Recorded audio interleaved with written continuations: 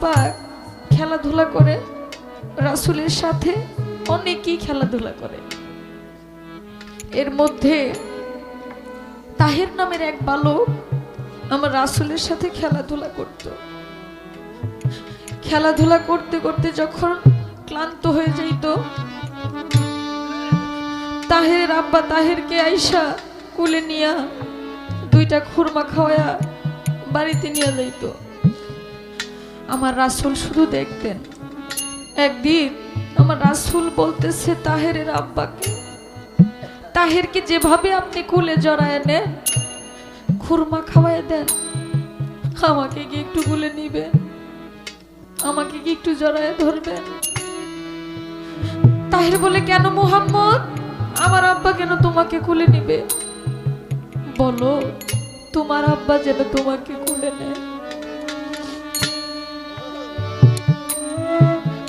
আমার রাসূল কাঁদতে কাঁদতে চলে গেছে মা আমেনার কাছে, যায় বলে, মা গো, ও মা, আমার আব্বা কোথায়? আমার আব্বার কাছে আজকে নিয়ে চলে, আমি আমার আব্বারে দেখতে চাই।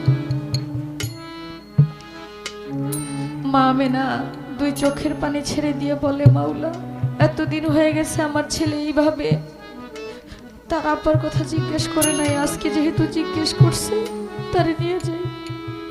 মা আমেনার একজন দাসী ছিল যার নাম ছিল উম্মে আইমান। সেই উম্মে আইমানকে সঙ্গে করে শাম শহরের উদ্দেশ্যে রওনা হইল। আব্বার রোজার সামনে যায় মা আমেনা বললেন, বাবা মুহাম্মদ, এই তো তোমার আব্বা এখানে শুয়ে আছে। আমার নবী কাঁদে আর ডাকে, আব্বা, আব্বা গো, আমারে কোলে নেন। জানেন তাহেরের আব্বা তাহেরকে কত আদর করে, তাহেরকে খুরমা খাওয়াই দেয়। খেলতে খেলতে যখন ক্লান্ত হয়ে যায় তখন তাকে বুকে জড়ায় ধরে। আপনি কি আমার একটু বুকে জড়ায় ধরবেন না? আমার আল্লাহ হুকুম করে, আজরাইল মা আমেনার জান কবজ করে নিয়ে আসো। মা আমেনার জান কবজ করে নিয়ে আসো। বাবার রোজা জিয়ারত করে পিছন দিকে তাকায় দেখে মা অসুস্থ হয়ে গেছে।